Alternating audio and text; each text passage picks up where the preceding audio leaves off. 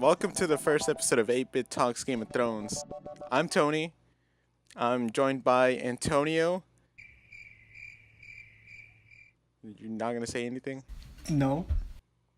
What the? I'm also joined by Daniel. What up? So we're going to be talking about Season 7, Episode 4. The spoils of war. I guess first place to start is the reunion. It wasn't as emotional as I thought it was gonna be. Like I expected something bigger, you know. I guess. I mean, what's gonna be more emotional is when John meets up with Arya. Yeah. Cause unlike Sansa and Bronn, they actually cared for each other, you know. Like he gave her that sword needle, and it's gonna be like it'll probably make me cry if they pull it off good. Mm-hmm. To me, watching the reunion, I did expect it to be better, but it just didn't. But then all turned around when Arya started fighting Brienne. That was awesome. Mm-hmm. I mean, last thing to say about the whole reunion, I mean, it was kind of sad whenever, not sad, but emotional when she was sitting in the middle of the castle and she kind of looked everywhere, seeing things changed, broken, worn down. Yeah, true. And it kind of reminded me of like in season 1 where she was there with all of her family and then to where she is now. Oh my, yeah. That was probably the only emotional part about that scene. Next scene. I guess Jon and Daenerys going into the cave and then seeing the symbol. Well, that symbol, it represents basically the children of the what do they call it? Children of the forest. Like that's their symbol, you know. That's the symbol they put. And if you saw in that trailer that first came out for season 7, it showed that same symbol but as bodies. And that scene shows Daenerys that this isn't a lie, you know. Like he's not making this stuff up, and it just shows her. It shows her that the White Walkers are real. Well, mostly he was just using it to say, like, the children of the forest and the men could work together to defeat the White Walkers, so why can't we? But then, of course, she has to ask to bend the knee. Because she won't take, she wants all of the 7 kingdoms.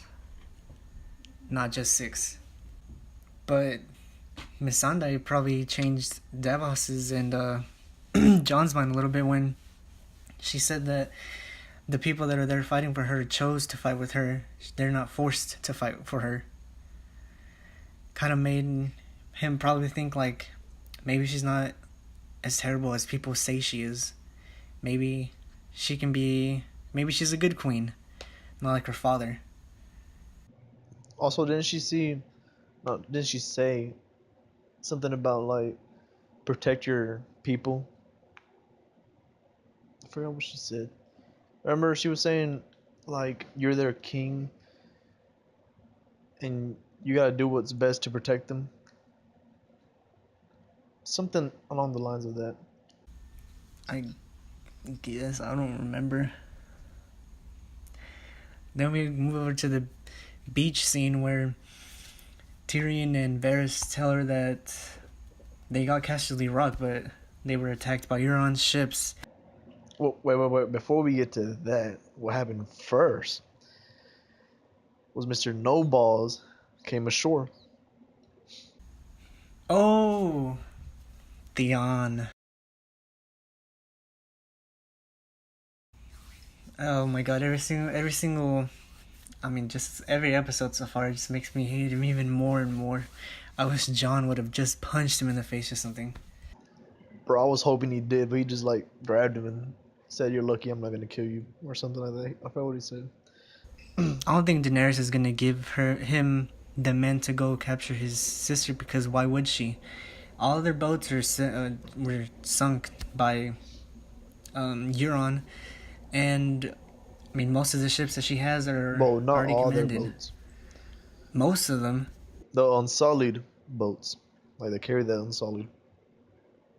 The Dothraki have their ships. Remember the one they got? Mm. I mean, I get what you're saying.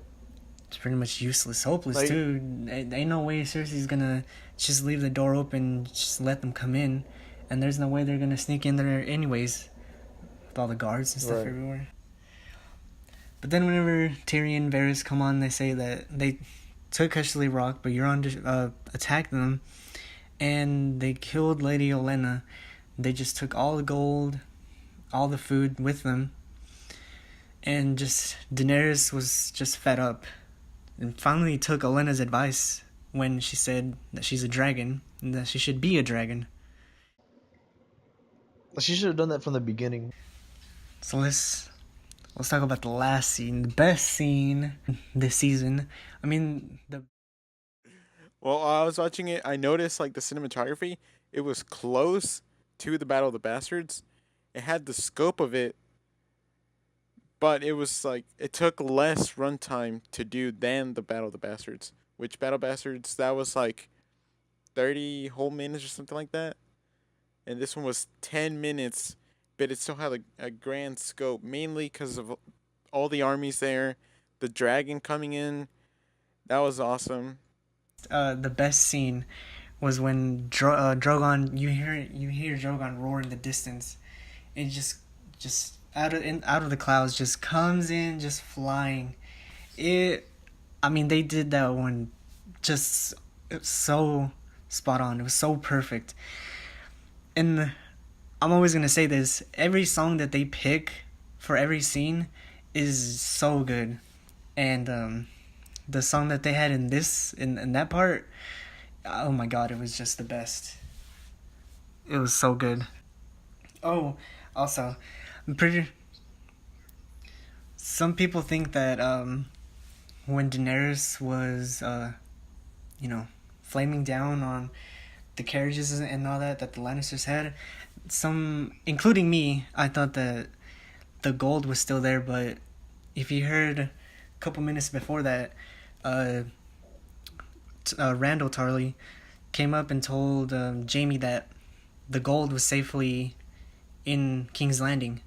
So the only thing that Daenerys burned really was the food. But she had to because she was like surrounding them by fire, so they couldn't go anywhere. So the Dothraki can do their work and just kill them all. What I did like was Bronn. He was in basically the fire of the battle, and I noticed they took cues from Battle of the Bastards, where like he was on the ground, have Deathfield behind him, something happened beside him. It was awesome. They do an amazing job with like focusing on a character during the battle. Back to the important thing, when Bronn shot Drogon in the wing, I mean it was just one, but if they had a lot of them of those, well he called it the Scorpion. If they had a lot of those posted around King's Landing, they might hit one of the dragons if they get close enough. They can just send the army, like they can just send the Unsullied or the Dothraki, and like when they get there, just grab torches and throw them at the machines, and just they'll just burn down. And then she can just bring in the dragons. But yeah, when he got shot, I was like, oh my lord. Also, like how uh, Drogon, like whenever they shot arrows at him, he defended Daenerys. Like they say that the Targaryens and the dragons have a special bond, and that they're smart animals. So he knew he could Yeah. it wouldn't affect him at all, the arrows, but her, it probably could have killed her. So he put himself in front, and just the arrows just like flopped back down, didn't do anything to him. He just swooped back down and just killed them It all. was that armor. Yep. That scene was just amazing. I had goosebumps. With me, you, and Juan were shook. And then when Jamie got the idea to like stab the dragon, That was a stupid move on his part. I don't know what he was thinking. You see, when I was watching that scene, I thought that he wasn't going for the dragon; he was going straight for Daenerys. So that I think that's why the dragon put himself forward, as Antonio was saying. Yeah, he was probably most likely going for her because I know he knows that he wouldn't have killed Drogon. He was going for her definitely. He made the mistake, and then Drogon turned around and almost killed him, but then Bronn saved his life again. I mean, overall, best episode of the season so far. 9.5.6.7. Stop. It was a great battle, but I wouldn't say it was better than the Battle of the Bastards or when Jon and the wildlings fought off some of the White Walkers. I think it was probably the third best battle. Thank you for joining us. See you all in the next video. Leave all your comments on this episode, your thoughts of the future episodes down in the comments. We will see you in the next episode. Take care. Bye.